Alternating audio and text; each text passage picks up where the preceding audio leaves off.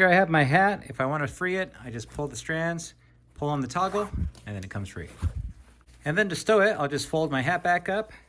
I'll take this upper loop and I'll pull, right? That holds it into place while I adjust the bottom portion. Pull right here, slide the toggle down. There we go. And then this extra cord here, I'll just tuck it right into whatever it is that I'm stowing away. And this also works well. Let's say I'm traveling by air, I'm about to board my plane and I want to put up my drink, right? I'll just put it under here. I'll pull that tight. Same thing, put the strands through, slide the toggle. There we go.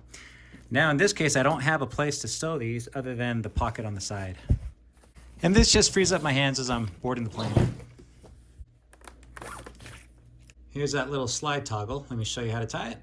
Take a length of cord based on what you're tying, and then you'll take a smaller piece here. Take your small section of cord and we'll go around once. This is a single overhand knot.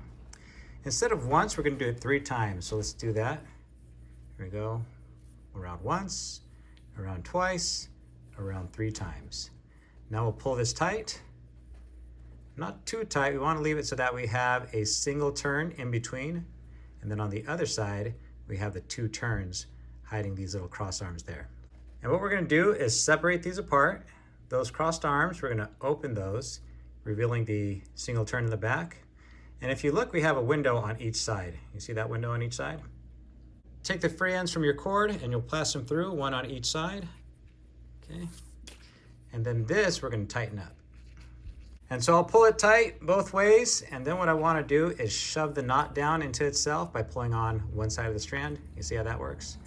We'll do the other side, tighten it up. There we go.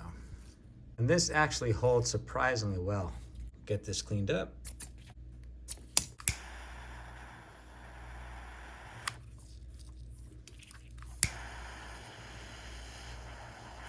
Okay, we can slide it this way. There we go, slide it back. You can see it has a lot of holding power. You could even stack them up if you wanted to. That would give you a lot more. I think I probably have to pull about maybe 5 pounds to get this to move. Well, let's see if that's true. All right, we're balanced out. Let's see here, I got my toggle down below. We'll start to pull. 1, 2, 3, 4, 5, right about 5, yep. Now let's do a glasses case. You could use your loop and toggle, but I'm gonna show you a quick release method. In a past video, I showed you this knot. I called it a Venus flytrap, and I used it to tie down tarps. But let me show you what it looks like because this next knot is based off of it. I'll take my standing end, I'll twist in a loop, and then I'll take my loop down below as big as I need it to go around my object. I'll do it again, okay? And I want to have enough of the tag end left over to match the length, okay? And so what I'll do is with this tag end, I'll go up through the hole, around the tree, and back down. Just like a bowline, we've just gone through twice. Okay, there you go, that's what we want. 2 loops and a tag end just as long. And so what I'll do is take my 2 loops, I go around my anchor point. Let's close those off. 1 loop is gonna thread through the other. There we go, okay? And now my free end is gonna thread through that loop that I just pulled up. There we go.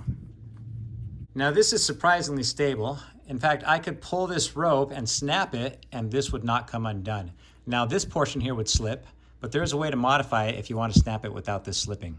And so we have our anchor point holding fast until I pull out this section and then everything comes apart. Now we're going to use that same idea with a single strand. And so what I'll do is form a loop and I'm just going to tie in a simple overhand knot. There we go. You don't want to make this loop too large. You want it just big enough so that you can fold your cord in half and thread it through. Just like that. Let's find the ends and match them together. Then I'll take my trusty marlin spike. I'll place it right at the tip and I'm just going to thread it down. That makes it nice and easy. Over on this side, same thing. Place it on there and I'll thread it up. We want enough room down below so that we can place in our canister. Okay. And now on this side, we have 1 loop, and you remember just like we did that original knot, we're gonna take one side and thread it through the other. And once we get that, all we're missing is that tag end that we originally passed through. That's where this piece comes in. We're gonna tie in another bite and just thread it through, okay? Now I need to make sure that my cord isn't twisted on itself. You can see down below here, I got a cross. That's going to keep my cord from allowing me to pull out my slack. So here we go. I'll just move it back and forth.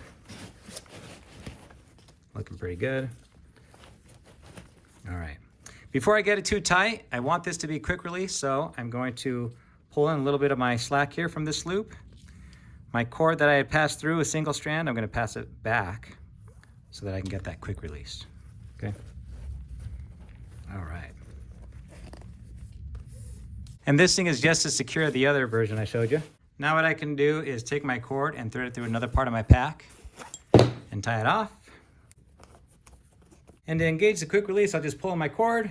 This will come through. There we go. If you'd like to support my channel, you can pick up one of your very own marlin spikes. This is my design, and we can even engrave it for you or tie the Turk's head knot. We even sell sheaths if you'd like one. Here is another example. Let's say you're traveling and you want to take a blanket with you so you can sleep on the plane or in the car. We have it crisscrossed through our webbing, and if you want to break it free, all you do is pull this out, slide it apart, and then you can get access to your blanket. For this one, I have a double arm's length of cord. And what I'll do is I'll take my ends and I'm going to thread it through each side of my pack. And for this back part, I went from the inside out. Inside out, you can see. And as we get towards the front, I'm going to go from the outside in.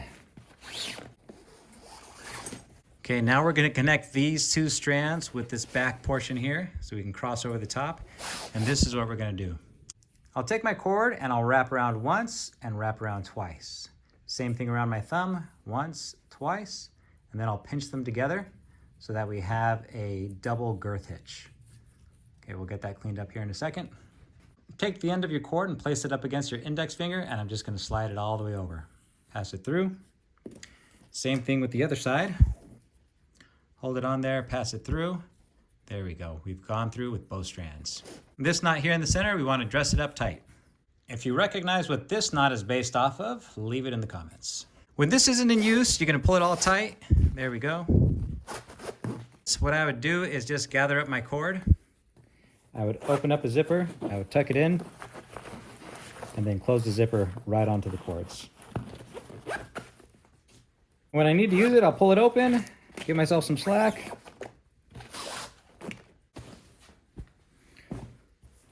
Make sure that we're underneath our crisscross and that this loop is going right on top. There we go. Turn this around. Same thing on the other side. Crisscross goes over the top. Make sure our loop is over. And this knot does well because you pull in the tension and it locks it off. I can even pick up the pack by the knot. And with these loose ends, I'll just tuck them underneath. There you go, like that. Same thing on this side. Now what if you have an item with webbing loops tying to an item without? You can use a Piranha. I'll take a section of my cord, line it up on my marlin spike, and thread it through. Same thing on the other side. I'll line it up and thread it through. And now what I have is some rabbit ears up top and a single loop down below. Give ourselves plenty of room. My single loop down below. Separate my strands. I'm going to take it and I'm going to go completely underneath my box. Let's rotate that, pull this tight.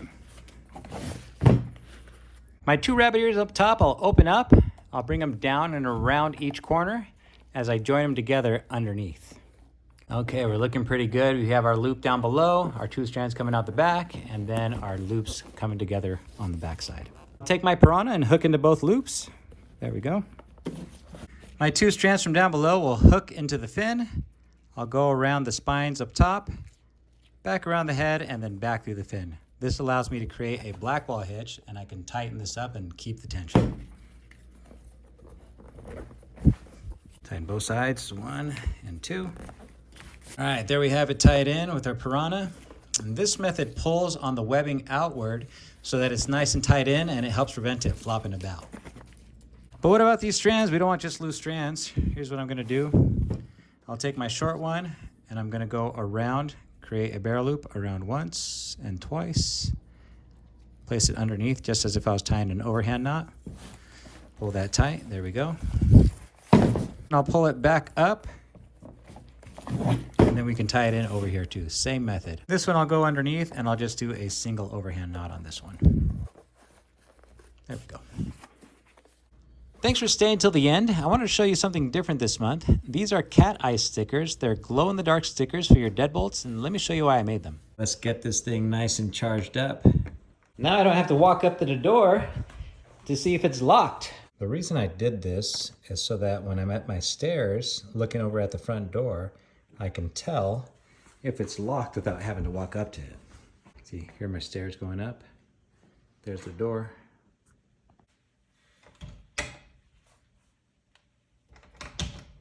And every order that comes through my shop, awesomeforsale.com, will get a free set of these stickers. Thanks.